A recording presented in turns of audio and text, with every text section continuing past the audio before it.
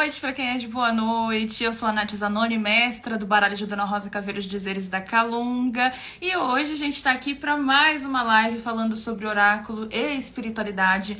E hoje o convidado mais que especial é o nosso querido, renomado, generoso, inteligentíssimo Babalorixá Tato Cunha, que vai me falar sobre pombagira, sobre macumba, sobre jogo de búzios e sobre baralho também, porque além de babalorixá e dentre tantas outras coisas que fazem parte da vida, da experiência, da bagagem que ele tem, ele também é cartomante. Então eu fiz questão de convidá-lo, fiquei muito feliz que ele aceitou com tanto carinho esse convite, então a gente vai conversar com ele hoje. Já deixei avisado que caso o Instagram esteja com instabilidade, a gente vai lá pro YouTube, tá certo? Então, Pai Tato já está entre nós, já sinto a sua energia. E vamos começar essa nossa conversa, esse encontro das encruzilhadas.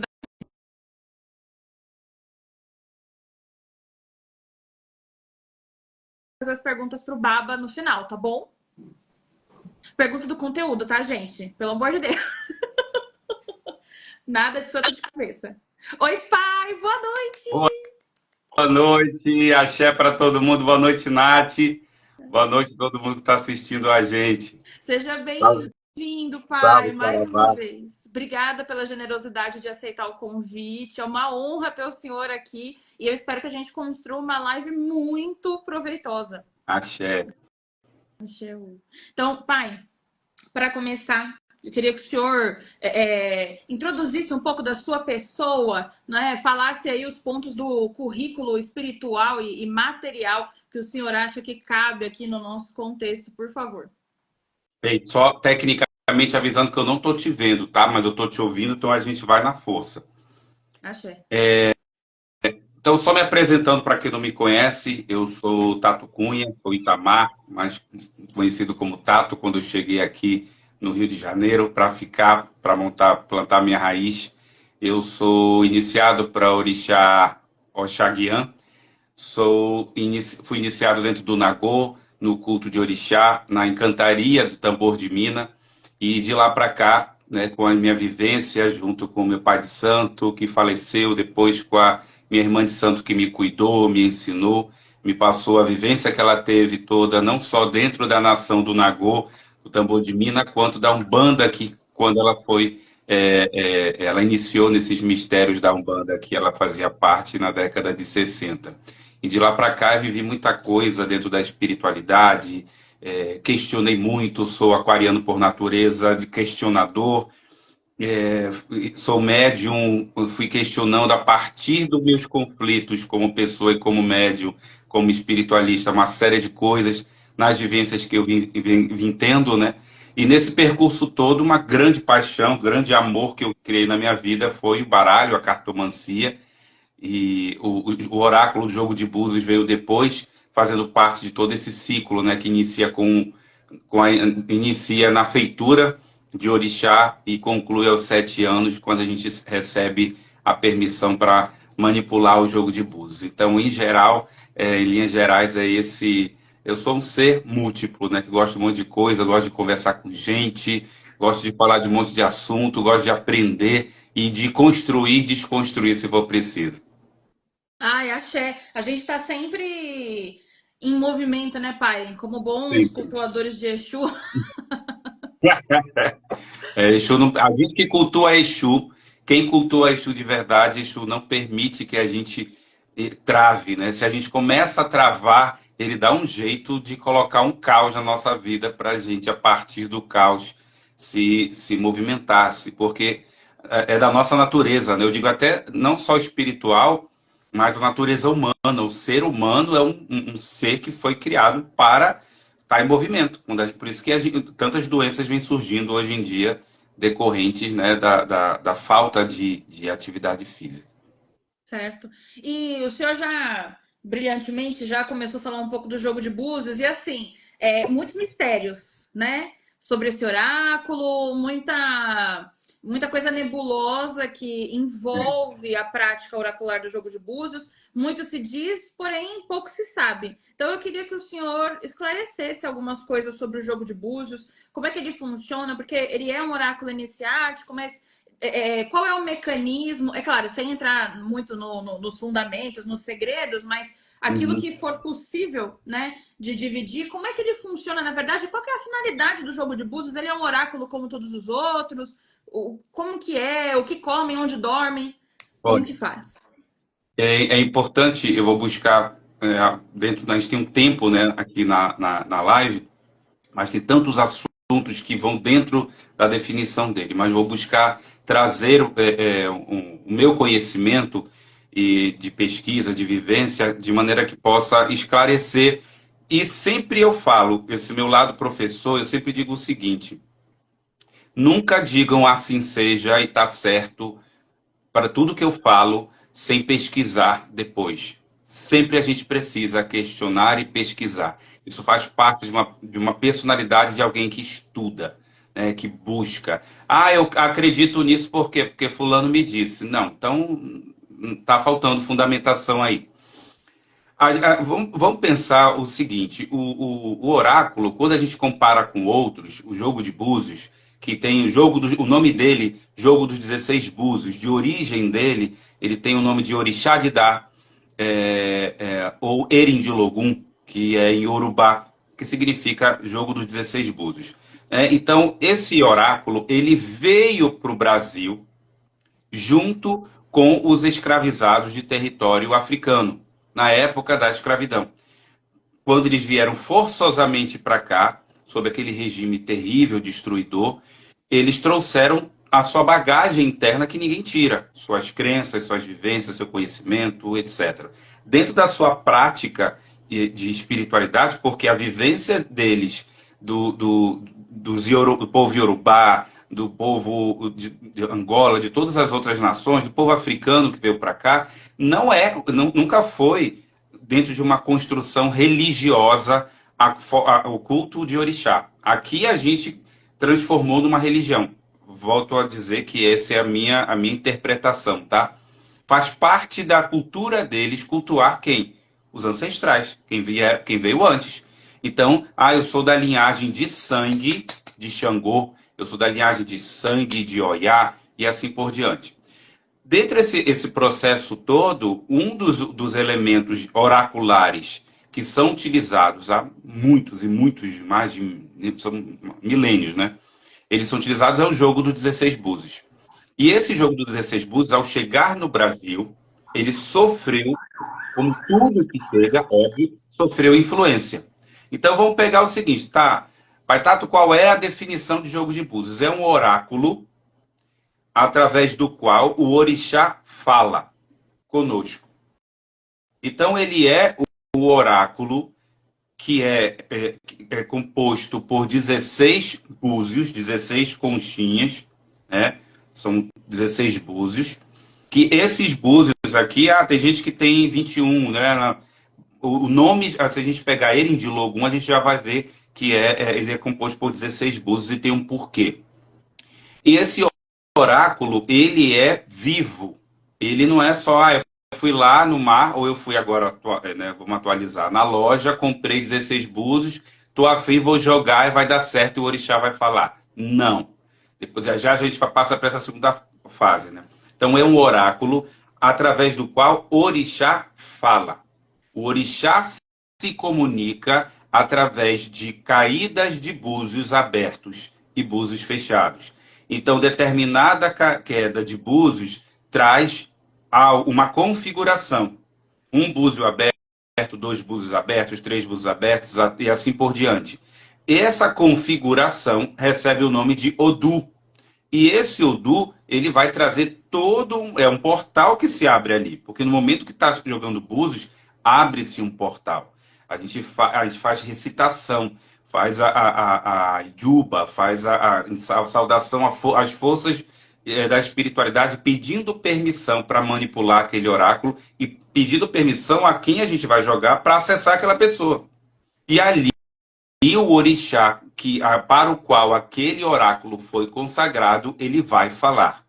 Então, quem o manipula, o oraculista, ele é o menino do recado. A gente estuda, se prepara todo, e a gente passa o recado. No momento que eu estou vendo ali, lendo os búzios, eu estou passando o recado do orixá, não é meu. Agora, fazer aqui um parêntese. Infelizmente, durante esse tempo que eu tenho, que eu já vi gente jogando isso, aquilo, infelizmente, eu já notei muitas vezes o oraculista dar a sua opinião numa consulta em que ele não deve dar a opinião dele. Ele deve passar o que o orixá está falando.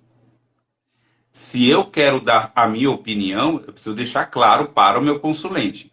Eu ainda volto a dizer que isso não é papel nosso. Eu, quando vou jogar para alguém, o meu papel ali é identificar o problema, trazer a solução, passar recado do orixá e acabou e pronto. Eu não tenho nada além daquilo. Então, eu costumo comparar, depois eu vou passar a comparação, eu estou tentando ser bem didático. Então, é isso, o jogo de búzios é um oráculo através do orixá, através do qual o orixá fala. Esse processo de fala do orixá, ele se modificou, estou falando, quando o jogo de búzios veio para o Brasil. E nas tradições das nossas abá, das nossas anciãs do candomblé, as grandes senhoras, as grandes cabeças que fundaram o candomblé no Brasil, né, lá em Salvador, no Recôncavo Baiano, praticavam essa forma de oracular. Mas de lá para cá, ele sofreu muitas influências e a gente consegue identificar, se for pesquisar, 5 ou até mais formas diferentes de jogar búzios. E todas dentro de um sistema em que o búzio ele é consagrado para o orixá. Então, a gente consegue identificar numa determinada tradição de candomblé um sistema diferente do outro. Beleza. Aquela tradição estruturou aquele sistema, toda aquela ancestralidade coletiva que faz parte ali entende aquilo. Beleza, sei jogar, me preparei, fui preparado, fui treinado, lá.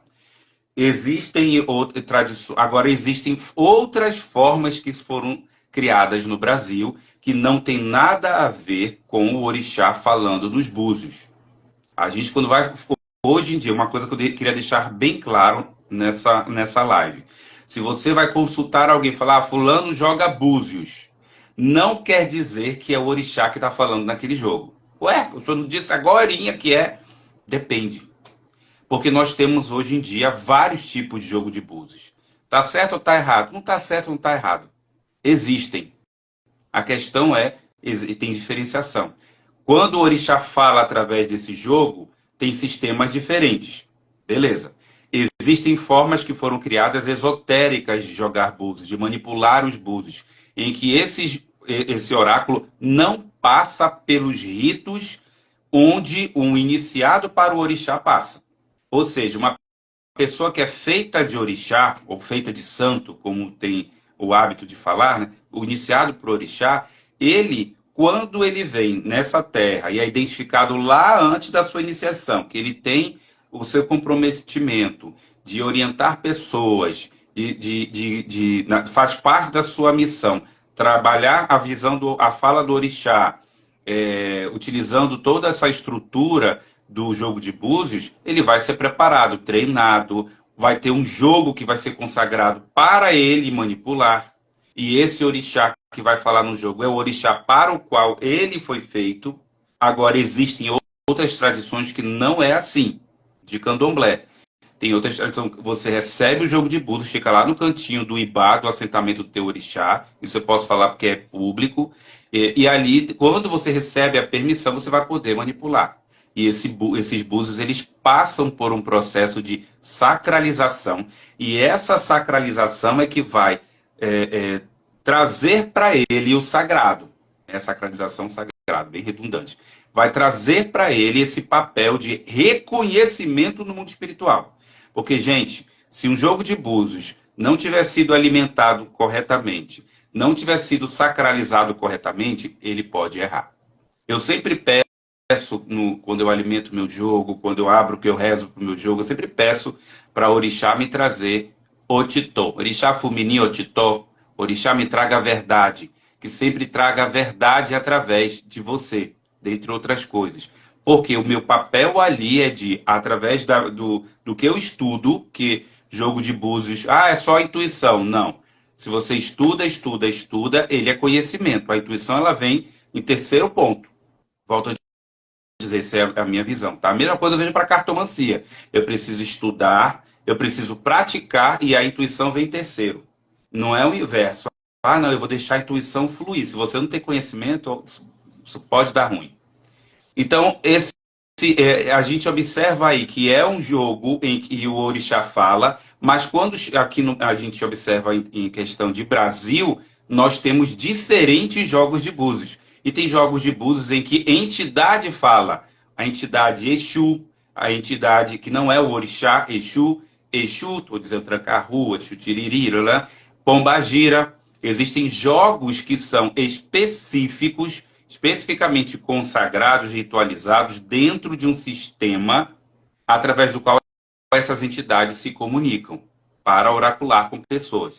Então, quando a gente fala hoje jogo de búzios, depois dessa live você já vai pensar, cara, jogo de búzios qual? E vamos falar aqui de oraculista para oraculista. Não importa se todo mundo, se alguém joga búzios ou carta. O consulente, em geral, ele não está preocupado qual é o búzio que você está jogando. Ele quer saber da resposta daquilo que ele está procurando. A mesma coisa é carta. Né? Então, não importa se você está jogando essa ou aquela, muitos eles querem a resposta para aquilo que eles estão procurando. Agora, nós que buscamos estudar, conhecer, principalmente a gente que gosta, que é oraculista, é importante a gente saber, importante a gente conhecer essa diversidade nesse mundo do jogo de búzios aqui no Brasil. Quando eu procuro um terreiro de candomblé, quando eu procuro um templo do Essim Orixá Ibilé, que é o culto tradicional iorubá, a religião tradicional iorubá, o Babalorixá, que é a pessoa iniciada para o orixá e que por um longo tempo, de 7, 10 anos ou um pouco mais que seja, foi preparado para trabalhar e orientar pessoas através do jogo de búzios, ele vai utilizar esse oráculo. O oráculo do Babalorixá ou da Ialorixá é o jogo de búzios. Mas já jogou comigo, é um babalaô e joga jogo de búzios. Então, assim, do que eu sei, o babalaô, ele joga o Peleifá, ele joga o Iquim, o Babalorixá, ele joga o jogo de búzios. Cada um tem a sua formação e no seu processo de formação sacerdotal aprende também aquele oráculo. E o aprender o jogo de búzios não se circunscreve a saber quando cai 1 é Alcaran, quando cai 2 é Diocô, quando cai 3 é Taogundá, quando cai 4 é Irosum. Não. É saber o que significa aquele Odu, o que ele traz no seu aspecto positivo, no seu aspecto negativo, a configuração desse Odu, como eu vou apurar a positividade, a negatividade, e aí qual o problema que está sendo gerado naquela vida da pessoa, qual a causa e qual a solução. Tudo através da... Então ele tem e aí ele, através desse sistema, o orixá vai recomendar para quem está jogando qual ebó, qual o bibó, ou a oferenda de orixá, ou magia, que a magia vai potencializar um ritual aqui ou ali, que é necessário para cuidar daquela pessoa. Eu comparo, para dar uma respirada, fazer uma pergunta, para ver se todo mundo compreendeu aí, eu comparo o seguinte, a prática oracular de um babalorixá, de uma iolorixá, uma pessoa que está manipulando o jogo de búzios, eu sempre comparo com um profissional de saúde, porque eu sou profissional de saúde, eu sou nutricionista clínico, então eu sempre trago para esse meu outro aspecto de vivência. Quando uma pessoa vai no consultório e fala assim, olha, eu estou todo alterado, o médico disse que eu tenho que procurar um nutricionista porque eu estou assim, estou assado, beleza. Aí a pessoa às vezes diz assim, não estou sentindo nada, eu só sinto assim umas câimbras.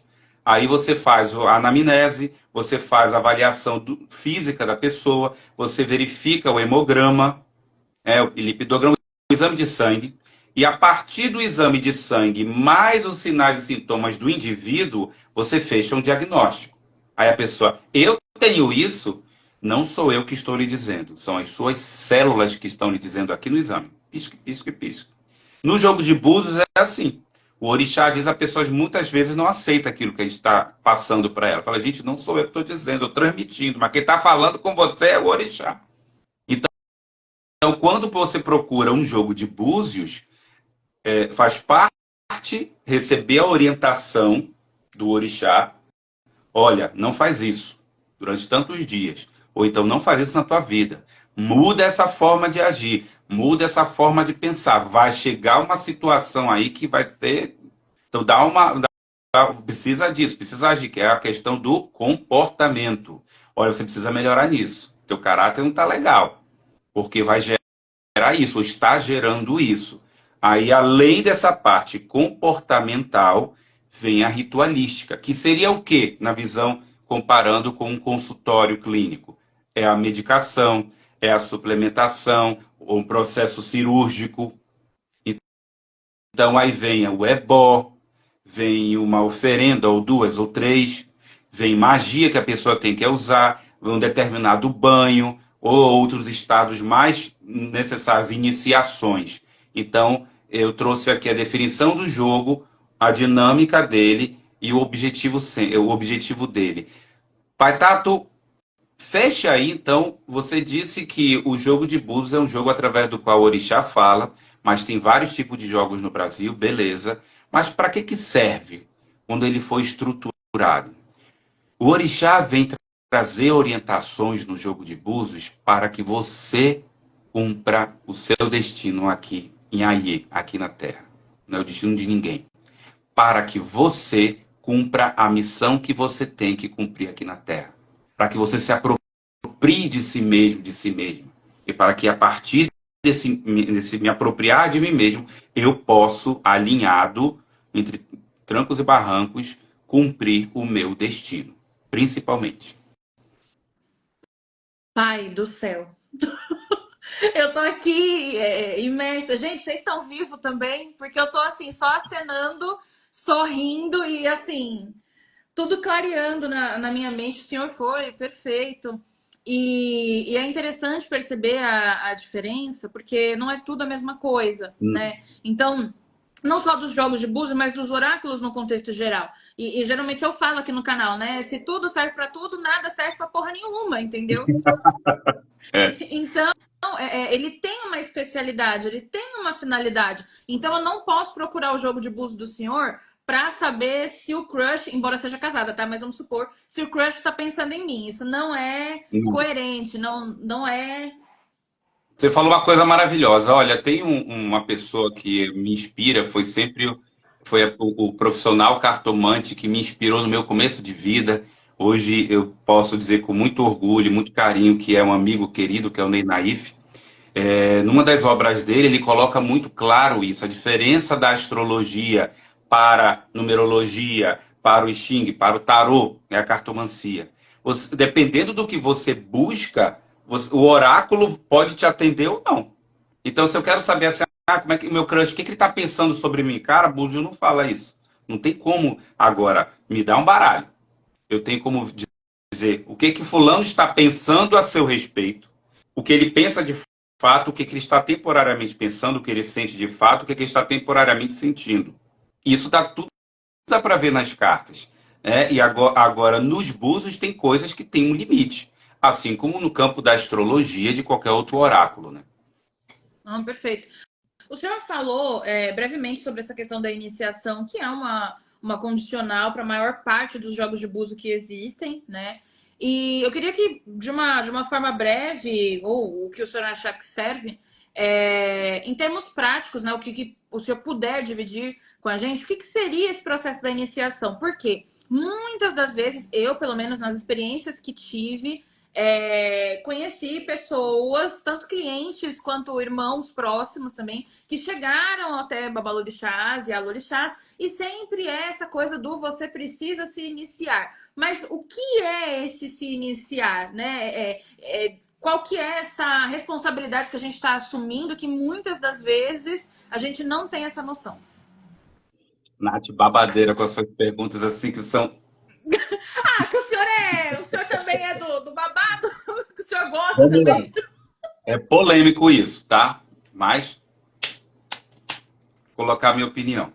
Eu penso que, como iniciado para orixá, e como dizia minha querida irmã barra mãe Nonata,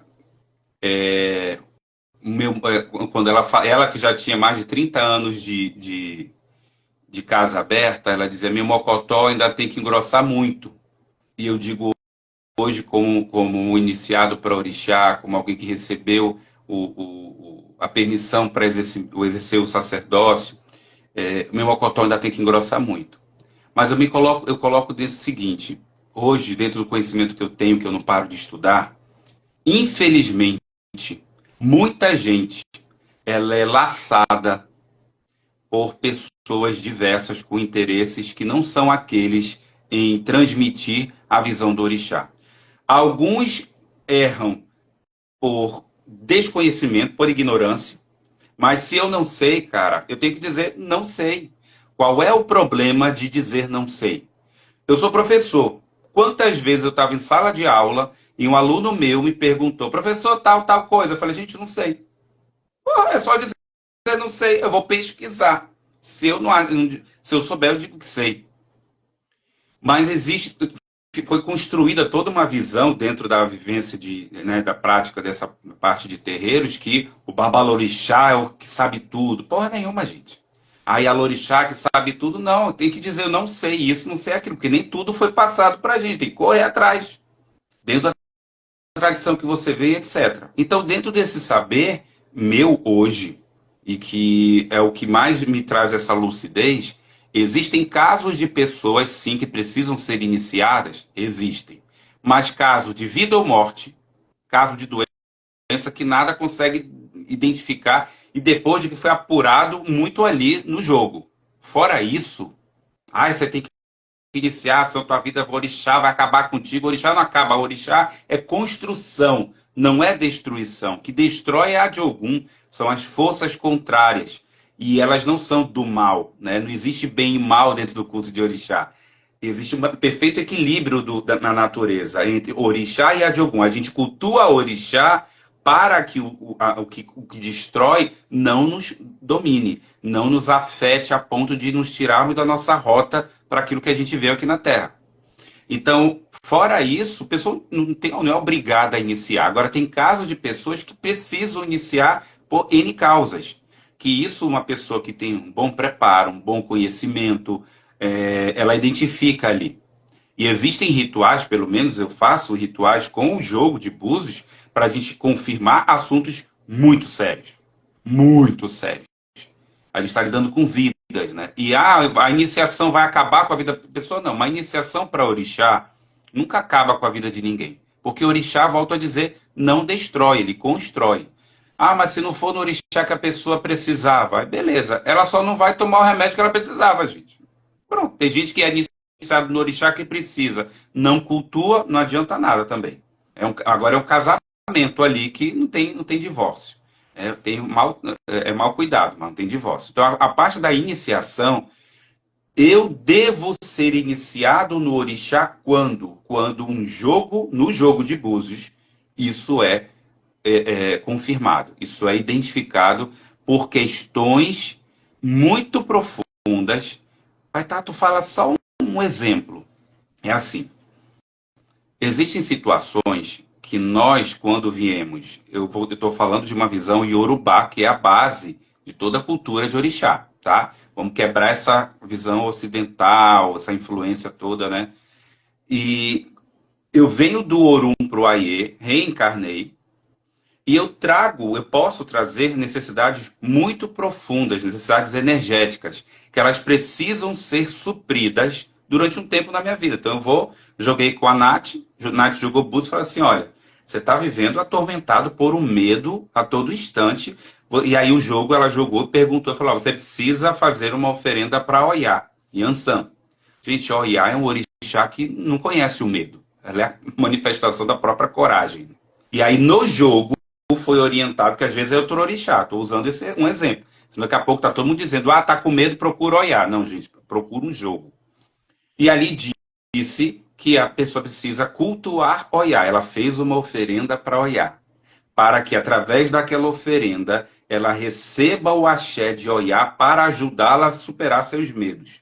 Beleza? Só que existem casos em que a necessidade energética é tão profunda que a pessoa traz da sua ancestralidade, através de seu uri, em que uma oferenda naquele momento não supre. Ela é tão profunda que ela precisa iniciar naquela energia para ter aquela energia nela e ela cultuar aquele orixá para o resto da vida dela. Ela precisa casar com aquela força. E aí essa necessidade que vem a iniciação. E aí o senhor tinha feito esse paralelo com a medicina, né? Que existem alguns tratamentos, né? De doenças crônicas, principalmente, que a gente é a vida toda, né? Um estilo de vida. Exatamente. Existem situações que a pessoa fala assim, eu iniciei no orixá, minha vida mudou. Gente, lê do engano. Não romantiza, não cria uma ideia de que, a partir do momento que eu iniciei o orixá, raspei a cabeça, saí lá, um novo mundo surgirá de estrelinhas caindo do céu e eu pulando com arco-íris. Não. Você vai ser, o nome já diz, vai ser iniciado ou iniciada no culto daquela divindade. Agora você tem que manter aquele casamento. É um casamento que não tem divórcio. Então você tem que cultuar. Dentro do candomblé existem todas as obrigações anuais e de períodos, né, de 1, 3, 7 anos, que é principal, né, 14, 21, tem outros barabadá. Mas assim, 3 e 7 anos, que é onde a 7 anos a pessoa se torna ebome, ou é bom, que é a pessoa que está com a maioridade. Além disso, você precisa ali participar do culto daquela divindade, rezar para aquela divindade, saber quem é aquela divindade. Isso é um processo da tua iniciação. Foi iniciado para Oxalá. Beleza. Quem é Oxalá? O que ele traz para mim? O que ele traz para um ser humano? Quem é Oxalá, o Batalá, o Xaguiã, o Xalufon, dentro do culto de orixá? O orixá do pano branco, que veste branco. Yansan é do vento. Só isso, gente. Foi iniciado, sabe me responder isso? Se eu sou iniciado no orixá, eu tenho o dever de estudar tudo aquilo que eu posso do culto da divindade que eu fui iniciada. E aí é um processo. Nesse momento que eu vou estudando, eu vou conhecendo, eu vou entendendo o que é que a mensagem daquele orixá me traz, para que eu faça o quê? Eu me autoconheça e a partir desse autoconhecimento eu me transforme como pessoa. Porque essa história, eu sou de Ogum, eu sou agressivo, eu vou matar todo mundo. Querido, desculpa. Você está no negativo de Ogum. E se você conhecer Ogum, você vai saber que não é isso. Eu sou filha de Ansan, eu sou barraqueira. Querida, então você está no negativo de Ansan, você precisa se conhecer aí o que é cultuar Yansan e como um culto de Yansan traz para sua filha ou seu filho. Então, é um processo. A iniciação começa ali, dá uma virada de chave, mas aí vai arrumar a casa, né? O orixá arruma a casa. Dependendo de como está a tua casa, vai vir um caos aqui. Que às vezes você vai dizer, nossa, fez um ebó, minha vida virou do avesso. Claro, tua vida estava toda bagunçada, é como arrumar os dentes, né? Você vai no ortodontista para alinhar teus dentes, dependendo do quanto eles estão desalinhados, você vai ter que arrancar dente, fazer cirurgia na gengiva, vai ter que sentir muita dor, tomar remédio, lá. É a mesma coisa que o orixá vai arrumando você para onde? Para alinhar o teu ori com os teus pés, com o destino, com o orixá que você foi iniciado, que é o orixá tutelar, que é o orixá que vai te ajudar a cumprir o teu destino. E faz a parte dele a partir do momento que você faz a sua parte. Né? Aí nessa relação de construção, de prática, de devoção, eu vou me modificando e ali suprindo as necessidades de energia que eu tenho para o enfrentamento no meu desafio no dia a dia. Né? Porque muita coisa não muda. Tem coisa que está no nosso destino. Se não está no nosso destino ganhar na loteria, não adianta iniciar em 50 milhões de orixá, que eu não vou ganhar na loteria. Muito pelo contrário, né? Porque tudo demanda esforço financeiro também, então é capaz de ficar mais pobre que antes. Porque né, a gente tem as nossas responsabilidades do comportamento, como o senhor falou, mas a gente tem as nossas ritualísticas também para dar conta, né? Exatamente. Então. Não é fácil. Assim, Eu digo que assim, o povo fala, tá isso tá caro e aquilo tá caro. Eu falei, cara, 2 litros de dendê tá em torno de R$ 50. E às vezes não dura 2 rituais, 2 litros de dendê, dependendo do caso. Então, fora que o quanto eu vou dedicar de tempo para aquele orixá, aquele impacto que vai gerar na minha vida vai me fazer de uma construção, eu usando o exemplo de uma construção de vida minha, daquilo que eu assinei num contratozinho antes de reencarnar. Ah, de onde é que veio isso? Gente, eu estou falando de cultura iorubá, cultura de orixá, que é uma cultura reencarnacionista, que não é uma reencarnacionista kardecista, nada disso, apaga tudo. Mas é uma cultura que eles acreditam e é o que nós acreditamos, que eu, né, trago para mim. A gente está no Orum, vamos lá na Câmara de Babá de Alá, o que organiza o nosso Ori vai lá e a gente analisa, pô, eu quero passar por isso, eu quero passar por aquilo, eu quero não ter isso, eu quero ter aquilo, e aí reencarna. Só que às vezes a gente se empolga, né, gente? A gente fala assim, puta, eu escolhi o que eu não devia ter escolhido. E agora? Agora vai arrumar. Procura o orixá para poder arrumar e tem várias formas de arrumar isso. É fácil? Não. Às vezes a pessoa diz, eu não quero ficar milionário. E a pessoa não está no destino dela ser milionária. Se ela cultuar o orixá, ela vai ter sempre o pão na mesa. Mas ser milionária de Hollywood, não. Talvez, talvez se ela consiga e faz alguma coisa, ganhou. Tá, pode até ganhar, mas ela, 3 dias ela morre. Acabou o destino dela. Meu Deus, eu não esperava por esse desfecho. Eu pensei que você ia falar, ah, não, aí ela pega e perde, não sabe administrar. Ele já meteu ela morre, acabou o destino dela. Tem gente que acontece isso, né? Não está no destino da pessoa. Se ela forçar muito a barra, ela dá uma mudança terrível na estrutura de vida dela, podendo até retornar para o Ouro. Sim, total. É que eu não tava esperando por esse plot twist, mas é super Ninguém, real né? e A as gente coisas precisa não são o ter. filme da Barbie, né, Não. pai? Então o buraco é bem mais embaixo. Bem, Por falar em buraco, por falar embaixo, vamos falar um pouco sobre outro tipo de oráculo que envolve esse invisível, né? Porque a gente tem baralho de entidade, eu sei que o senhor trabalha com essa categoria de bem. baralho. Aliás, o senhor é cartomante de mão cheia, né? É tarô, é baralho cigano, é Eu baralho adoro judando jogar magia. carta. Ou então Comecei com cartear. baralho comum. Em 1992, comecei a manipular o baralho comum lendo revista de banca de revista. 91, 92. E eu comecei a jogar o baralho, o Lenormand, o baralho cigano, né? E o tarô. Meu primeiro jogo profissional foi em 1996. Caraca! E, assim, antes da gente falar um pouco sobre as diferenças, já que o senhor entrou nessa parte das datas, que o senhor é ótimo de datas, qual foi o primeiro baralho de entidade que caiu na sua mão? Primeiro baralho de entidade, eu tenho inclusive isso até postado, esse texto e as cartas que eu tirei, que eu tenho uma mania que quando eu recebo um baralho novo, eu embaralho, o que esse baralho traz para mim? Blaft! Aí trago a carta. O primeiro baralho que eu joguei está aqui até perto de mim, que é o baralho de Maria Mulambo, da minha querida amiga, irmã Sônia Boixá Salema. Não, Esse e. foi o primeiro baralho de entidade que chegou nas minhas mãos e que eu manipulei, né? Tive essa bênção, fiquei fascinado. Eu lembro que eu jogava o baralho Lenormand, que a gente sabe que tem várias formas de interpretação, sistemas e tal. E eu penso como cartomante que você, conhecendo o conjunto simbólico, a iconografia do baralho, você tendo o estudo, a prática, depois vem o processo intuitivo e que faz parte da tua construção de vida, tudo vai se utilizar ali para você passar a mensagem e fazer sentido. E eu lembro que o meu pai de santo, pai Raimundo Branco, de Chapanã, ele jogava búzios, ele tinha esse hábito, que é o hábito que eu criei também, eu jogo búzio e termino, eu jogo um baralhozinho dependendo do caso. Tem casos que às vezes demanda tanto que o búzio toma tudo. E eu lembro quando ele virava algumas cartas do baralho, do Lenormand, e ele falava alguma coisa de entidade.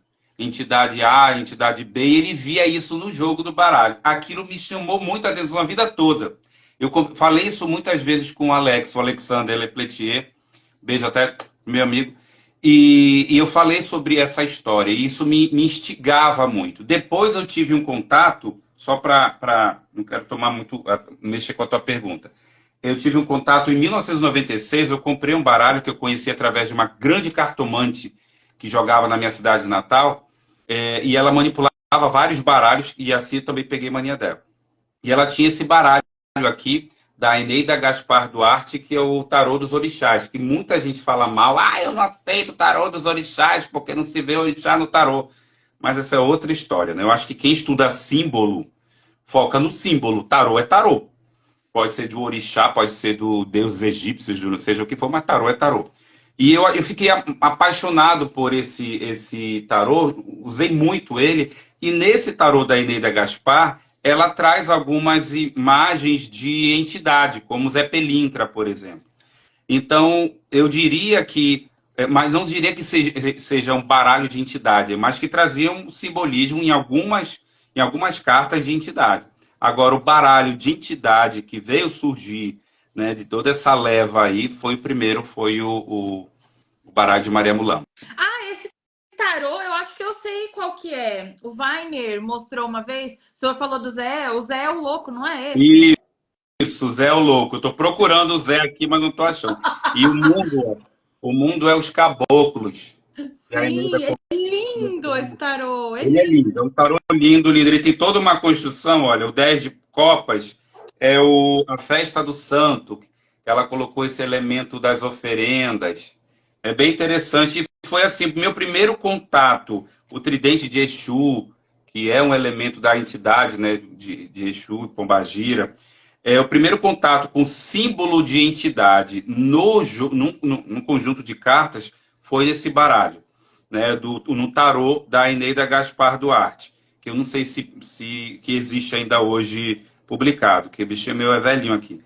Agora, depois, que eu não achei ainda o louco, depois, assim, com o baralho de entidade mesmo, todo, foi o baralho de Maria Mulambo. Esse tarô existe sim, viu, pai? Achou?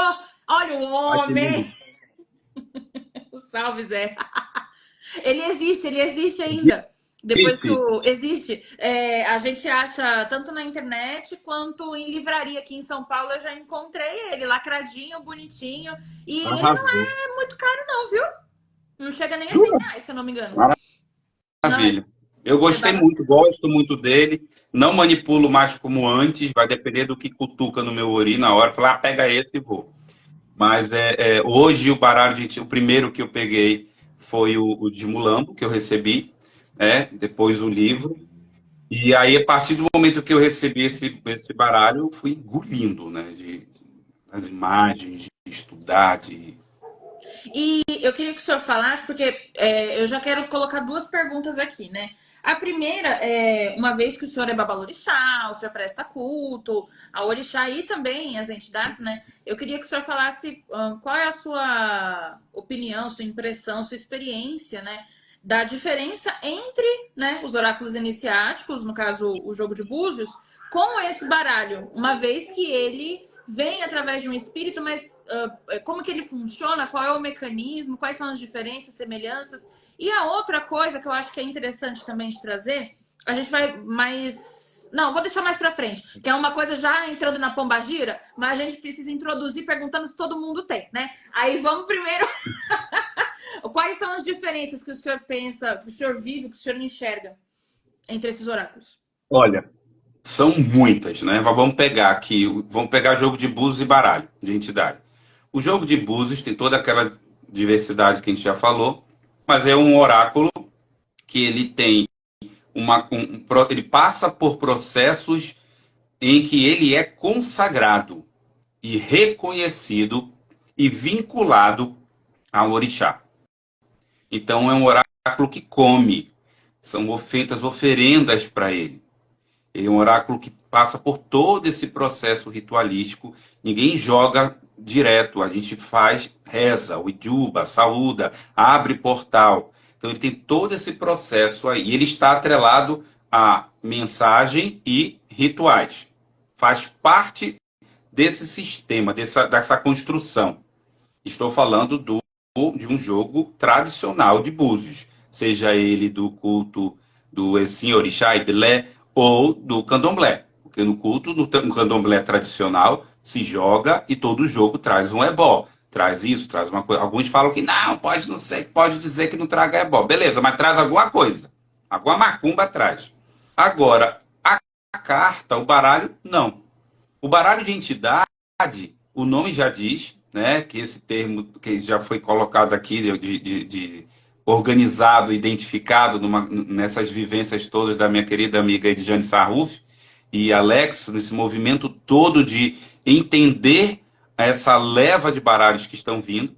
E a gente observa o seguinte: se é um baralho de entidade, subentende-se que é uma entidade que trouxe, ou uma entidade que, juntamente com um médium, construiu um oráculo.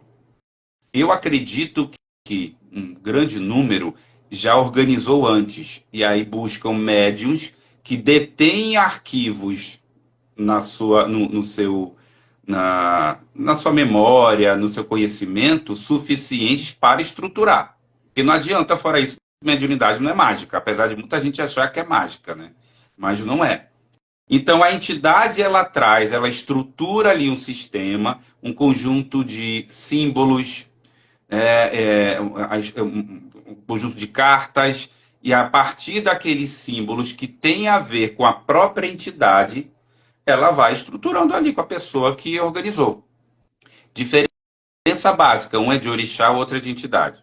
Outra diferença, um jogo de búzios precisa de ritual, de consagração, de todo ritualizado. Ele sempre traz orientação para mudança de comportamento e algum ritual. O baralho não. O baralho você não precisa, não é obrigatório que você tenha que defumar, dar 3 pulinhos, jogar um monte de pó, ir para a encruzilhada, deixar 3 noites, 3 dias no sol na encruzilhada para poder a pombagira falar. Não. Se a pombagira organizou, vou pegar o exemplo aqui do baralho de Maria Mulambo, 36 cartas, ou o baralho que você traz essa voz brilhantemente do baralho de Rosa Caveira, estrutura nas cartas, esse conjunto simbólico, ela já está presente ali no símbolo.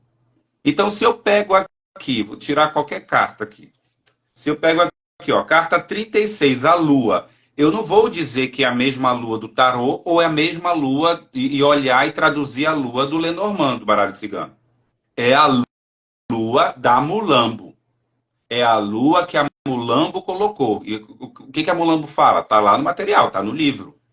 Então, quando eu abro um baralho de uma entidade, é óbvio que eu estou acionando algo dessa entidade. E esse acionar é como? É mexer no símbolo. Imaginemos que eu, Tato Cunha, eu construí um baralho. Baralho do Tato. Eu criei o símbolo, eu organizei ele todinho. Aí eu morro. Virei entidade. Vou ser cultuado, vão me assentar. E ali, aquele baralho é o baralho da entidade Tato Cunha. Ninguém precisa chamar o Tato Cunha para poder lhe falar aí na hora do teu baralho. Meu filho, o problema é teu, você tem que estudar. Te vira. Não vai te fiando na entidade, não, para ela poder ficar cutucando no teu ouvido. Você estude as cartas. Tenha conhecimento nas cartas. Só que no momento que você está manipulando cada símbolo, a entidade está presente ali. Então, essa é a diferença. Agora, falando espiritualmente, que aí é de cada um. O que eu falei, não é na minha leitura, a minha visão, não é obrigado consagrar baralho. Eu evoco a presença de Rosa Caveira, de Maria Mulambo, para que fale agora. Gente, ela tem mais o que fazer. Né? Agora, se faz parte de um sistema que eu construí, ou que faz parte de um sistema do qual eu venho, de consagrar o baralho, louvar, seja pelo que for, beleza, eu ali aciono. Eu já entro no processo mágico, né? De adentrar toda uma atmosfera. Tá tudo certo. Tanto de um jeito quanto do outro. No final, se a tua produção, ou seja, tua leitura, ela foi atingir o objetivo, que é trazer a resposta para quem te procura, Não importa se você acende vela, se você grita na encruzilhada, se você chama. Você tem que jogar bem, porque já vi muito cartomante que fala isso e aquilo na hora de jogar na prática não fala ler com crer. Não adianta nada. É por isso que você precisa estudar, fazer curso, treinar. Agora, existe eu na minha prática, porque eu sou um ser espiritualizado, mas também não gosto de ser, não sou muito afeito a esse movimento fanático, né, macumbístico, porque existe o macumbeiro fanático, né? Não, mas por um formato de respeito, se para mim foi uma entidade que Maria Mulambo que criou esse baralho, e eu consagrei ele para uma entidade que eu trabalho, uma pombagira, com um objetivo. Então, sempre quando eu vou manipulá-lo, eu saúdo, peço permissão, eu saúdo Maria Mulambo, que o trouxe, em forma de respeito, como eu saúdo o dia quando eu começo o Lodioni Bareô, salve o dono do dia, saúdo meu orixá, e aí saúdo Maria Padilha, que é para a qual ele foi consagrado, e faço o meu jogo. Então, eu penso que não sei se piorou ou se clareou a diferença básica de um para o outro. Não, Não há, no segundo, essa obrigatoriedade ritualística, né? É algo do teu coração, do teu ori. perfeito. Não, foi ótimo, foi excelente. E aí eu já quero entrar nessa parte, então. Primeiro, né? Eu queria saber se todo mundo tem pombagira. E aí, pai, por que que eu pergunto isso, né? Por dois motivos. Primeiro, porque às vezes as pessoas pensam que jogar um baralho de pombagira está condicionado a pelo menos, né, ser um pouco desse universo. E aí eu queria que o senhor trouxesse um pouco da sua opinião. E também porque eu recebi uma pergunta recentemente, né, na nossa outra live, justamente sobre eu tenho, e aí o senhor já trouxe a sua experiência, né? Mas eu queria que o senhor entrasse um pouquinho mais nessa ferida aí, cutucasse um pouco mais. Ah, eu trabalho com uma outra pombagira, né? Então eu trabalho com Maria Padilha, mas eu me identifiquei com o sistema de Maria Mulambo. E aí, elas não vão tretar? A cabeça do senhor não ficou louca? Como é que foi tudo isso? O que o senhor acha? Existe essa Ótima rivalidade aí? questão. Ótimo, que interessante. Primeiro ponto, na pergunta que você fez, e que é algo que pode ser polêmico para algumas pessoas, né? Mas, ema, né? Cada qual com seus problemas. Todo mundo tem pombagira, gente? Não. Por que que todo mundo tem que ter pombagira? Todo mundo tem que ter Exu. Em 2006, um ano depois de eu ter sido iniciado para o Orixá, eu fazendo um processo de investigação com as entidades, que eu parei por várias vezes, né, por vários momentos da minha vida. Inclusive, eu estou num outro movimento de investigativo, construtivo, com o povo que eu trabalho. Eu conversando com as entidades que eu trabalho ali, foi nesse período que algumas coisas me foram reveladas. Eu lembro quando eu estava fazendo um levantamento para os meus irmãos, nem pedi permissão para falar, mas eu vou falar. Eu venho verificando as entidades da minha irmã, mediunicamente, na época. Não tinha nada de oráculo, eu tinha carta, né? Mas eu falei assim, eu tenho cigana, que o povo adora ter uma cigana, né? O povo tem uma piada cigana para o povo ter. E olha, a entidade com que eu estava trabalhando na época falou que não. Aí o outro, meu irmão, que não estava nem aí para feito para cigano, 2 ciganos apareceram no caminho dele. Então, vamos pegar para a questão da pombagira. Por que para que todo mundo possa formar seu pensamento, você precisa ter uma resposta, você que está nos assistindo aí, com base em um conhecimento que te trouxe uma formação de pensamento. Não é por ser um papagaio que está repetindo o que te disseram. Então, por que é que todo mundo tem que ter pombagira? Onde está escrito isso? Existem casos de uma pessoa que ela está buscando alguém, eu sou especialista na ciência de Exu Pombagira, eu trabalho na Umbanda, na Quimbanda, ou qualquer banda, como diz a minha pombagira, que ela não é de Umbanda, ela não é de Quimbanda, ela é da onde ela quiser ser, e está tudo certo. E a pessoa procura pombagira, beleza. Quem trabalha, fala, meu caso é esse, meu problema é esse. A pessoa que tem conhecimento fala assim, olha, o teu caso vai resolver com a pombagira das 7 saias. Tá bom. Ah, então minha pombagira é da Sete Saias? Não, querida, é a que vai te ajudar nesse BO. Não te empolga, não.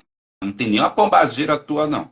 Que a pessoa já pega logo. O povo quer ter logo pombagira. O brasileiro tem essa coisa de querer logo, é o místico, é aquela coisa de querer ter logo de. Aí já compra imagem, aí já daqui a pouco manda fazer camisa com a pombagira. Fala, querido, na pombagira não existe nem o teu caminho. E o perigoso disso tudo é que não vamos romantizar, são entidades, são mortos que trazem uma carga energética, uma identidade, uma individualidade. E que se você atiça uma entidade na tua vida e que ela, a energia dela não se encaixa com a tua energia do corpo físico, inclusive, isso pode gerar distonias psicológicas, físico-espirituais. Uma desarmonia, né? Então, não, nem todo mundo tem pombagira. Tem gente que precisa de uma pombagira num BO, numa situação, seja ela qual for, ou de um Exu.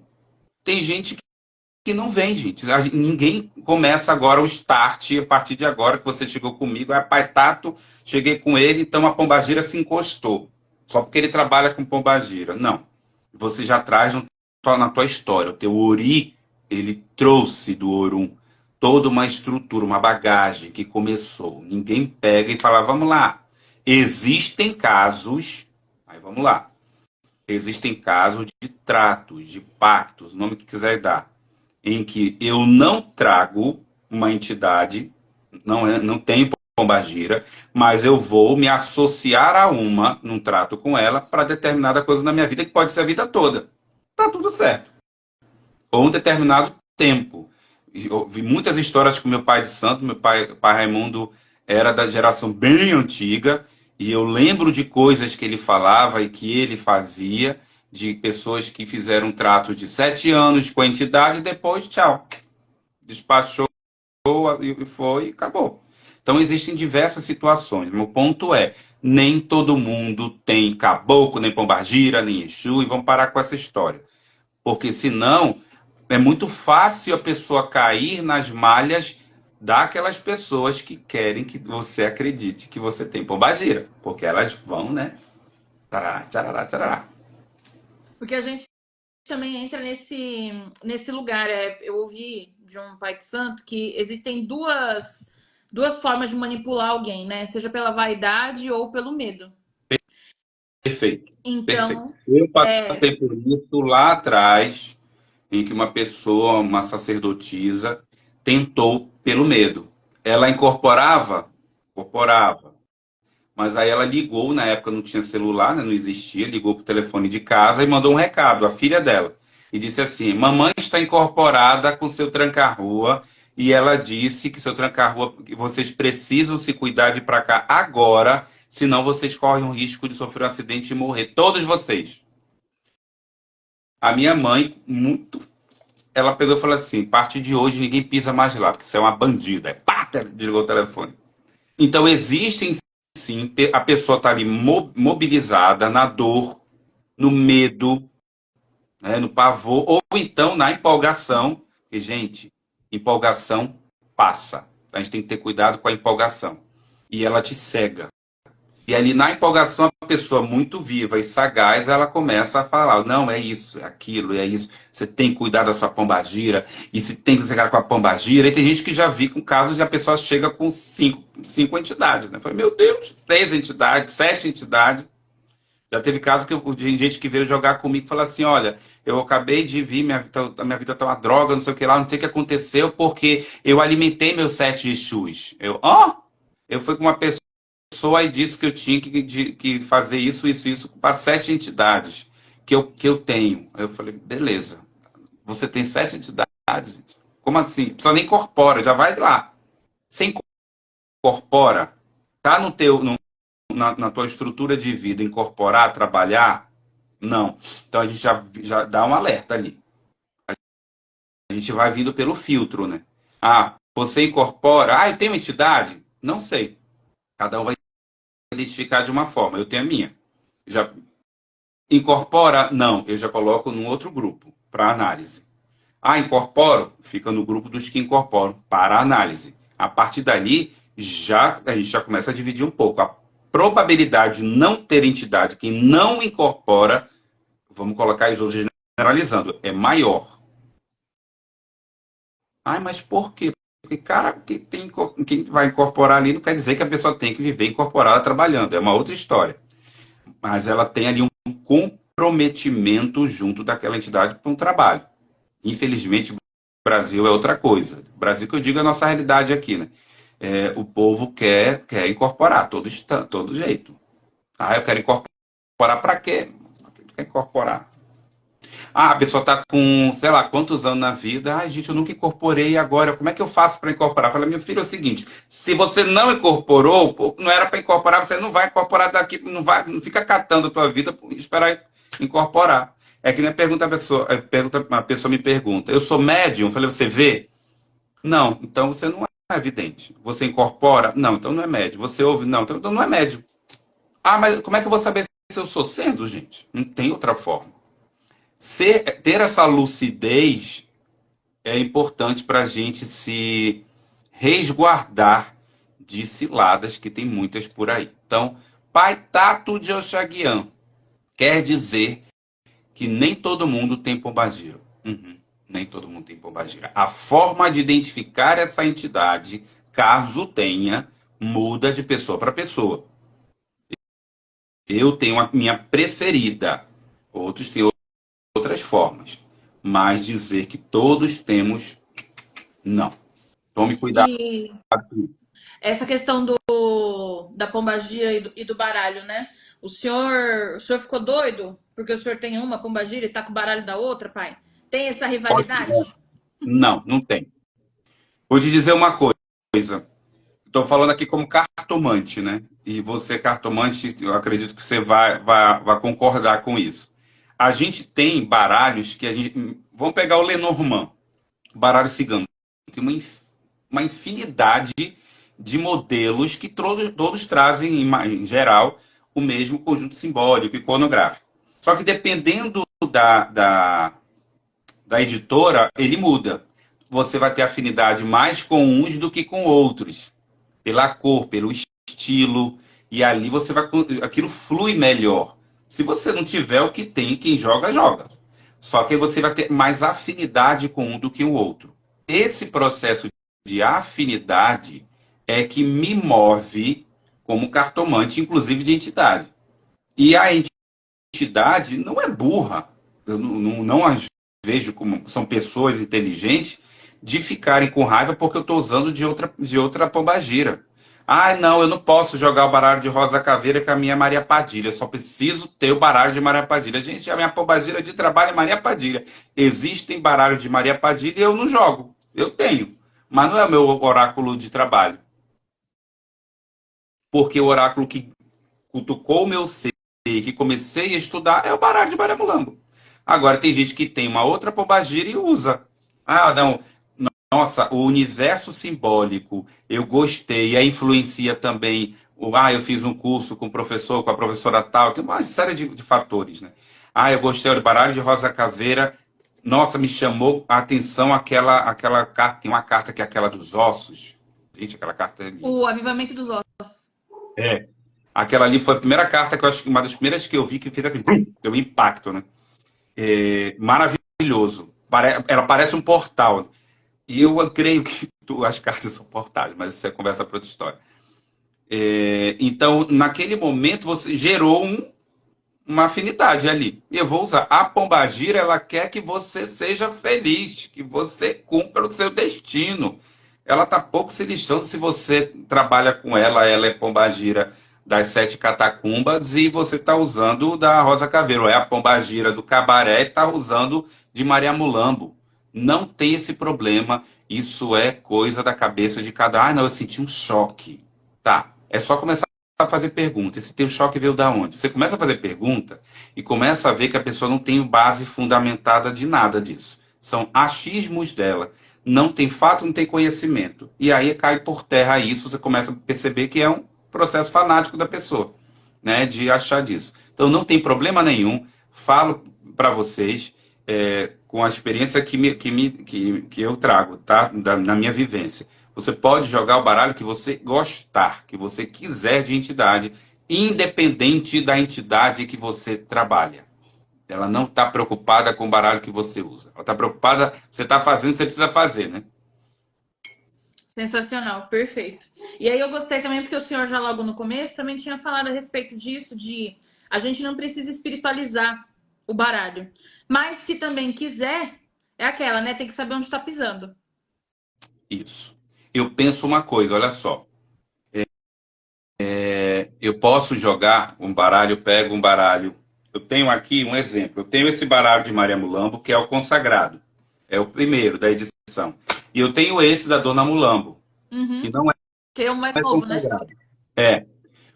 Como eu dou curso desse baralho, então eu utilizo o atual, que tem, né, para poder comunicar melhor. Se eu jogar tanto com um quanto com o outro, várias vezes aconteceu quando eu pego aqui, porque eu deixo o consagrado num canto e o não consagrado no outro. Esse é o meu jeito, Tato Cunha, de ser. Tanto com um quanto o outro, gente, a resposta vem a mesma.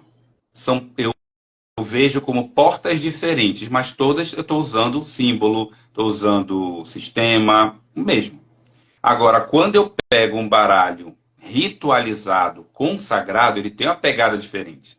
Se você recebe um elemento material de alguém, uma carga negativa absurda, e você tem uma certa sensibilidade, você pega naquele elemento, você vai sentir, porque fica energia. Tudo é energia. Senão, não explicaria tudo que a gente faz em termos ritualísticos. Então, fica uma carga energética. Você, da mesma maneira que você entra a pessoa te levou para conhecer a casa dela. De repente você chega numa sala em que ela costuma rezar, fazer as práticas dela, estudar, tem uma energia diferente. Ela emanou e tudo, geralmente tudo que está ali está carregado daquela energia. Então eu penso, a mesma coisa eu trago para esses papéis, que são papéis, gente. São papéis com tinta, com arte. Só que, como todo e qualquer elemento, aí tem gente que fala assim: não, mas o papel pega mais energia, menos energia que o cobre, que o cristal, que o raio, que o parta. Cara, tudo pega energia. Se eu consagro, eu dou a condição do sagrado para este baralho. E eu manipulo ele com todo o respeito que eu manipulo o outro, só que eu coloco uma condição nele. Ele tem um reconhecimento energético, um vínculo que eu coloquei com uma força. E ali, quando eu jogo, eu peço licença e eu abro para aquela força. Explica melhor, Pai Tato. Existem situações que eu vejo nesse baralho específicas nele. E eu fiz um acordo com as entidades que eu trabalho, para que elas me respondam através desse oráculo. Se você quiser pegar, tem gente que pega 4 búzios, 4 ossos, sei quantos ossos, várias dinâmicas que tem, dependendo da tradição. A gente fechou com aquela entidade e ela disse sim, ela pode dizer não. Beleza, ela vai responder ali. E assim eu faço. E aí eu tenho um hábito de energizar, eu coloco meus parangolê, meus atins, que chama, né, que são os pozinhos preparados, que energizam. Depois que eu jogo, que eu atendi e mexi com uma carga negativa muito grande, eu, às vezes, só isso aqui, ó, gente, isso é a minha prática, tá? É obrigado a fazer isso? Volto a dizer, não, senão amanhã tá todo mundo fazendo, né? Mas só isso aqui, baforo um charuto, baforo uma cigarrilha, baforo um cigarro, ou taco um incenso, ou jogo um pozinho de limpeza, pronto, agilizei, continua a jogar. Ah, se ele tiver carregado, ele não vai jogar, não vai ler? Não, continua lendo. Mas eu faço esse processo de higiene energética. Isso é obrigado? Volto a dizer que não. Vai depender da tua preferência, da tua forma de trabalho, da tua afinidade. Baralho é baralho. É papel com símbolo, com tinta. Se você conhece o símbolo, se você estuda, ele vai te responder. Ponto. Perfeito. E pelo que o senhor trouxe, né? A prática com a cartomancia e um pouco da espiritualidade, parece que Pombagira é uma entidade muito presente na sua vida, né? E eu queria já, para a gente ir encaminhando, por causa do horário para o senhor e para o seu cronograma e tudo mais, eu queria saber como é que foi e como é que é, né, essa conexão. Uma vez que o senhor é homem, que Pombagira é uma entidade mulher, existiu desafios? Existiram desafios? E se sim, quais foram esses desafios? Existiu algum tipo de desavença ou de encontros muito maravilhosos? De que maneira ela atua na vida do senhor? Poderia dizer vários, né? Mas eu vou colocar aqui, eleger alguns por causa do nosso tempo. Mas o primeiro desafio que encontrei foi comigo mesmo, foi um processo meu. Eu tinha dificuldade de imaginar que o meu corpo serviria a uma entidade feminina para se manifestar, por diversos processos internos. Então, para mim, na minha cabeça na época tinha, não, porque eu vim de uma formação espírita kardecista. Eu fui um médium e comecei muito, sempre fui muito holístico. Eu fui coroinha, mas gostava de ver tudo que era macumba.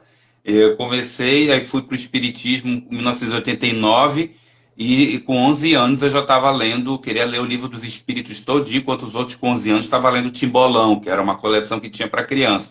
Eu gostava de ler Memória de Suicida, umas coisas assim mais, né?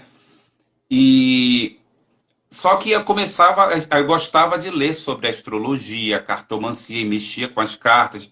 Tudo, aí comecei a jogar e fui parando uma coisa e trabalhando com a outra. Nesse processo todo, eu coloquei na minha cabeça que eu comecei a trabalhar com mediunidade dentro de centro espírita kardecista, com toda aquela formatação. Quando eu fui para Macumba, que eu comecei a desconstruir, falei, ué, mas quem é médium homem incorpora entidade homem. Olha a visão. Quem é médium mulher incorpora entidade mulher. Não, não dá para ser o contrário. E algumas pessoas ainda falavam a mesma coisa. E tem um povo aí que fala, inclusive, isso com orixá, né? Mas é outra história. Esse foi o meu maior desafio. Só que com o tempo, e é uma coisa só quem é médium entende, é uma força muito grande que você sente fisicamente falando, a gente passa mal, e aí tem toda uma questão de relação com elas, que aí eu comecei a deixar fluir. E eu lembro que uma situação que me veio à lembrança há pouco tempo, pelas coincidências da vida, eu encontrei a foto desta pessoa nas mídias sociais. Em 1997 para 98 foi quando eles vieram, né? Pombagira, Exu, começaram a vir. E eu estava numa fase de muito descontrole. E não aceitava eles, porque eu não queria ser macumbeiro. Aquele processo todo de preconceito. Essa Pombagira, eu estava visitando a casa de uma pessoa, atravessei a rua para ir na casa dessa pessoa. Vamos contextualizar, que eu acho que fica mais enriquecido. Eu estava vivendo no contexto de um homossexual enrustido em 1998. Meu primeiro namorado não podia saber, porque quem é homossexual não passa pela situação de compartilhar minha primeira paixão, minha primeira dor, meu primeiro chifre. A gente chora pro travesseiro, né? Não dá para chorar como quem é hétero faz. E aí eu fui escondido na casa dele. Ele me levou atravessou a rua para visitar a avó dele. Tá, vamos lá. Quando eu visito a avó dele, eu comecei a passar mal, uma sensação de queda de pressão, a minha língua formigando, o rosto formigando. Vou desmaiar, vou desmaiar, vou desmaiar. E nesse desmaiar, eu comecei a sentir uma força muito grande, que aí não dá para detalhar, que a gente entra no universo do transe mediúnico. Mas eu senti aquela força e pá, ela se manifestou. Ela se manifestou, ela abraçou a senhora, falou assim, eu estou aqui, eu vim para lhe dar um abraço, dizer que eu existo, que eu consigo, que eu continuo vendo a senhora, lá, lá, lá. Começou a falar, e a senhora começou a chorar, correu, pegou um pano, trouxe e amarrou nela, pano vermelho. Quando houve o desligamento do transe, ele encerrou, o pano estava em cima das minhas pernas, ela chorando, dizendo que era a pombagira que ela trabalhou por muitos anos. De lá para cá eu passei momentos de me afastar e voltar com ela, até que em um momento a gente está junto, bora parar com essa palhaçada. E aí eu comecei a desconstruir muita coisa do patriarcado, do machismo, dessa visão eurocêntrica que nos foi imposta. E aí ela começou a me cutucar muito por isso. A forma dela se dirigir a mim, a forma dela se apresentar a mim, ela começou a me forçar a desconstruir. Porque a forma como ela sempre se apresentou para mim e falava comigo, eu sempre colocava assim, não, isso não está certo, a senhora está errada, a senhora é um espírito imundo, espírito não sei da onde. Depois eu comecei a perceber que não era isso. Eu estava repetindo toda uma fala de um contexto em que, não sei se posso falar algumas palavras para não dar, né? BO, em que uma religião começou a vir aqui impor. Não é a gente que é soberano de tudo. E não é. Então, ela não me ensinou, ela tem me ensinado muito sobre isso. Da forma da cartilha dela. Então, a minha relação com Pombagira, ela é muito de respeito e entender esse universo feminino, em que é possível trabalhar, sim, como médium ou com ela, sem precisar estar incorporado. Ela existe na minha vida, no meu caminho, ela tem uma identidade e ela tem um porquê de estar nessa aliança comigo. É uma grande aliada espiritual minha. E antes de encerrar, nossa, que emocionante. Segurei para não chorar, porque, meu Deus, eu não esperava. E o senhor, depois que aceitou, né? E aí já vem um bom tempo, até do jeito que está hoje, o senhor encontrou o que o senhor buscava com ela? Eu posso te dizer com toda a sinceridade do meu coração, encontrei, acho que eu não seria sincero. Eu estou encontrando, porque eu estou vivendo um momento com ela particular de redescobrir situações que ela começou exatamente ano passado. Eu presto um rito anual para ela. Eu a cultuo sempre, tal, mas tem um rito especial dela, como se fosse um aniversário, né? E é sempre no mês de novembro. E foi nesse período, do ano passado, que ela começou a mexer muita coisa comigo. Então, eu estou encontrando algo que eu achei que assim, não, já tinha encontrado com a Dona Maria. Mas ela não, ela veio, sacudiu o pano e falou assim, olha só, tem mais coisa. Então, eu estou num processo gostoso de encontrar e de percebê-la de maneira mais intensa na minha vida. Ai, maravilhoso. Então ela representa esse reencontro na sua vida? Reencontro, direção, ensino, respeito. Não há como é que pode um cara cultuar a pombagira, saravá pombagira e tratar com desrespeito mulheres? Isso não condiz, né? Então ela me lembra constantemente, sempre. Porque como é que eu vou me dirigir a um ser, a uma entidade, uma pombagira, se é a mesma boca que isso e aquilo desrespeita? Ela me convoca muito a isso, essa reflexão. Perfeito. E, pai, então, para finalizar com. Meu Deus, foram tantas palavras. O senhor quando a gente bateu o roteiro, para o senhor conhecer um pouco mais de assunto, para a gente criar um pouco mais de intimidade, eu saí da nossa reunião, assim, no céu, né? Porque o senhor tem uma inteligência, o senhor tem conhecimento, o senhor ao mesmo tempo é gente como a gente, que o senhor debocha mesmo, o senhor vai na ferida mesmo, e é sobre isso. E, meu Deus, que prazer! Que prazer conhecê-lo, que prazer que os nossos caminhos tenham se encontrado. E eu desejo de coração que a gente permaneça alimentando essa encruzilhada que aconteceu.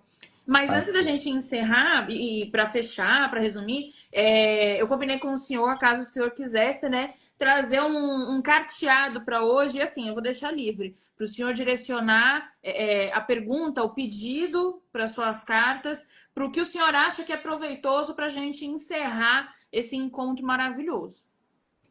Estou embaralhando aqui, né? Eu estou no caos do baralho,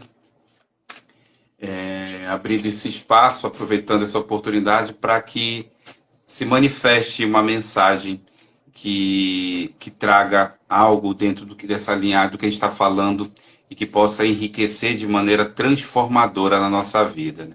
Uma mensagem para quem está aqui nessa egrégora, pensando junto, vendo junto, e o que esse baralho de Pombagira nos traz em termos de mensagem. Então, deixa eu ver aqui.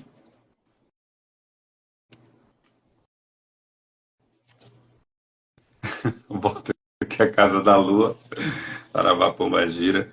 Então, eu vou puxar mais uma carta. Essa é a carta principal que eu elejo. A segunda carta, a carta do caixão, que vem, e a terceira carta, a carta das estrelas.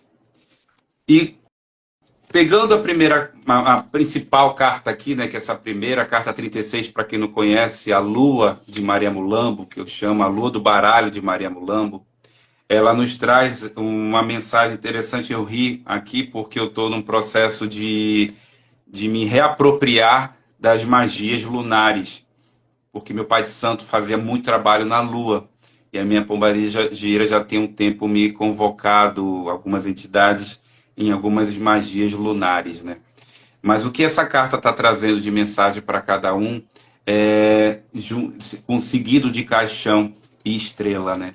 Existem situações que cada um aqui está passando de perda, de quase te levar à desesperança, em situações que te colocam à prova da tua fé. Mesmo você acreditando na entidade, mesmo você acreditando na religião, de repente situações na tua vida que te abalam profundamente, colocam em situações muito delicadas, te testaram a fé, né? Te colocaram em situações de duvidar, inclusive, da tua própria fé. Muita gente está passando por esse processo, está vivendo esse processo aqui, né? Dessa carta de Lua com caixão. O caixão é morte e fim. Ele vindo depois dessa lua, ele traz essa mensagem e que me fala desse jeito. Você foi testado, você está passando por situações desafiadoras, em que você como que luta e parece que uma porta abre e 7 fecham. Só que mesmo movimento que você sente esse cansaço, você busca na estrela. Você busca na espiritualidade de uma maneira lúcida e obtém a resposta através da manifestação deles. Se ela já não aconteceu em um tempo agora aqui mais recente, ela está para acontecer como resposta à tua perseverança em seguir a direção que você tem que seguir. Existe essa jogada, me lembrou muito uma época quando eu estava vivendo espiritualmente, em autoconhecimento, troca com espíritos, e uma grande amiga minha, psicóloga, ela inspirada por uma força espiritual, ela trouxe uma frase, e essa frase, ela se manifesta muito nessa leitura que eu estou trazendo para vocês, e que serve para mim também, né, para todos nós. Vai na direção que o teu medo aponta. A direção da estrela. A lua, ela pode ter sido apagada, né? Ela pode ter sido jogada dentro desse caixão que foi enterrado a 7 palmos. Mas essa morte te traz e você perseverando nessa de maneira lúcida, tá? Você encontra essa direção, você continua nessa direção aí que é trazida pela estrela. Então essa frase, ela gritou muito na minha cabeça quando eu olho aqui essa tríade e para trazer essa mensagem para cada um de nós. Outra coisa, compartilhando esse movimento que eu estou tendo, para quem quiser, use e abuse das fases da Lua. Conheça as fases. O que cada fase traz. O que você pode aproveitar do potencial lunar. Em algum banho, em algum pedido, em algum ritual mágico, em alguma... Às vezes, não quero fazer magia de nada. Faz a magia de te auto-observar. Em algo que você pode desejar para você mesmo, olhar no espelho e desejar para você mesmo, ou para você mesma, naquela força daquela lua. Porque essa lua aí, ela traz justamente todo esse poder né? A lua de Mulambo, ela é o poder feminino, ela é o poder intuitivo, ela é essa força mística que está na noite, e obviamente vou falar meio que redundância, mas é de propósito, ela está na noite e não está no dia, e que a gente só encontra na escuridão. A luz brilha na escuridão, mas mesmo a gente tem que saber que a gente já encerrou, está começando a crescente, né? A lua escura também traz a sua magia, traz as suas respostas, né? Um ponto principal é justamente essa estrela aí. Você ir nessa direção do teu medo. Tá com medo, cara? Vai. Vai na direção desse medo aí. Te joga aí nessa força para você continuar o teu destino. É possível que todos aqui, de alguma maneira, tenham sofrido de maneira mais intensa ataques espirituais diversos. Recorra à tua proteção. Independente do ataque, reveja como é que está o teu processo de proteção espiritual. E essa proteção, gente, não é só, que vela eu tenho que acender, que oferenda eu tenho que fazer. Cara, às vezes não é só isso. Às vezes, principalmente, para não parecer assim, pai do céu está chamando para ganhar dinheiro. Não. Às vezes, e muitas vezes, é assim, o que eu estou fazendo de merda que eu preciso melhorar? Às vezes a gente reclama muito e a gente abre guarda com algo que a gente está fazendo contra a gente mesmo, ou deixando de fazer. Eu tinha uma proibição na tradição que eu fui iniciado. Vou dar um exemplo que encaixa bem nisso para finalizar. Quando eu entrava no meu negativo, corria com mãe nonata, ela nem abria o jogo. Ela, antes de abrir o jogo, ela falava assim, tá bom, Tatá. Ela me chamava de Tatá. Comeu fruta tal? Não. Fez tal coisa? Não. Comeu tal coisa? Eu comi. Ela falou, então não vou nem abrir o jogo. Você sabe que não era para comer, né? Algo que era constatado que era um EO meu, dentro daquela tradição. Então, se você sabe que determinadas atitudes e ações abrem espaço, enfraquecem a tua imunidade espiritual, olha bem para isso aí. Essa lua com esse caixão está alertando muito isso. Mas confia, ó. Só que confia de maneira racional, né? Faz por onde seguir essa direção, dessa força, desse alcance da tua própria espiritualidade. Saravá Pombagira, Saravá Exu. Olha, eu não sei se vai dar para ouvir, a gente mora aqui a uns quarteirões da igreja do meu bairro e toda vez que uma profecia se dá, o sino bate. E ele começou a bater na hora do saravá. Eu fiquei assim, caralho, meu Deus! Que Eu macumba adoro sino, gente. Que macumba é essa, pai? Meu Deus, nossa, sensacional, esplêndido, esplêndido. Muito obrigada pela sua generosidade, pelo seu conhecimento, por abrir aqui, né, a sua história. O senhor trouxe acontecimentos tão específicos e com tanto carinho, né, que foi emocionante para mim e provavelmente para todo mundo que estava ouvindo também. E eu imagino o quanto que é difícil dividir algumas coisas, né, e se expor, né, de certa forma. Então, obrigada por ter topado essa ideia. Obrigada por trazer esse conselho de Dona Mulambo. Muitas camadas, muitas camadas. Eu me identifiquei com uma, as meninas aqui se identificaram com outras. Tem gente que é minha aluna que está aqui que eu já até sei, conheço a história. Então, assim, é babado, viu? Babado. Então, Você tá correndo gira. Saúdo suas forças, saúdo as forças de Dona Maria, as forças de Exu e agradeço a elas, né, a Dona Maria e a Dona Rosa, por permitirem que a gente estivesse aqui hoje e que deu tudo certo com a tecnologia, viu só? Tudo. Nath, é um prazer, uma satisfação. Muito obrigado pelo convite.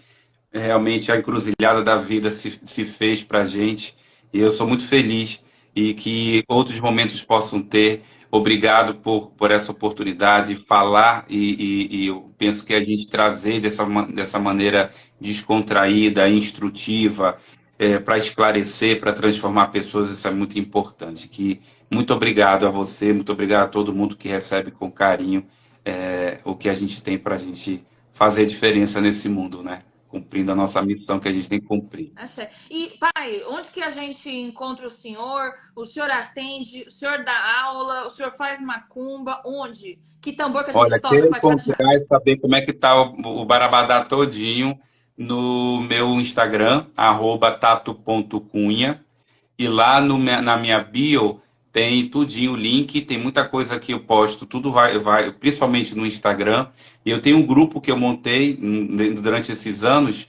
Tive dificuldade no começo com tanta coisa para alimentar, mas muita gente procura. Eu queria saber, tem algum grupo para que o senhor possa postar alguma coisa, colocar alguma coisa, uma receita, passar uma macumbinha ou uma experiência que o senhor está passando. E aí eu montei o Recanto de Luz, que é um grupo no WhatsApp, tenho a Egrégora de Preto Velho, que é para a gente, é um grupo para poder estimular pessoas que queiram a ser devotas ou vivenciar uma prática de Preto Velho. Quer me encontrar?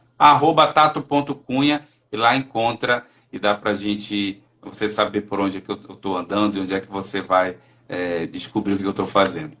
Ah, e uma pergunta, esses grupos, eles funcionam como, pai? É uma assinatura? Como é que é? Não, os grupos são, geralmente, eles são fechados, a pessoa quando envia, faz a solicitação, estou mandando agora a mensagem, né? Porque eu recebi, inclusive agora, estranhamente, 4 solicitações e com o mesmo DDD. E aí fez tlim, aí eu mandei o texto para essas pessoas, não me responderam, nenhuma entrou.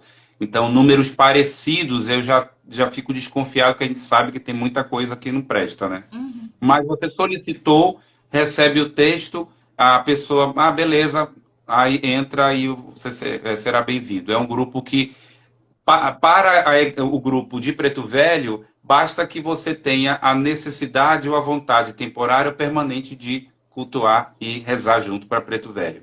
E o Recanto de Luz é um recanto onde o Pai Tato coloca ali, está com uma vontade, fala, gente, vocês querem acalmar a cabeça? Pega essa folha e faz assim. Gente, eu comecei um ritual aqui, queria compartilhar com vocês, que eu acabei de rezar para o meu caboclo, eu estou sentindo isso. Então, é uma forma de eu compartilhar algumas coisas com quem me segue, com quem já fez trabalho comigo, já participou de aula comigo, e é só entrar. Arrasou, pai. Muito obrigada. Gente, obrigada pela presença de vocês. Para quem está assistindo aí no futuro, Obrigado. espero que vocês aproveitem muito. Essa live vai ficar salva, depois vai ficar lá no canal também, fica mais dinâmico para poder assistir. E uma boa noite para todo mundo, um excelente final de semana. Pai, obrigada mais uma vez, um beijo. Até. Até, Tchau, tchau. gente. Tchau.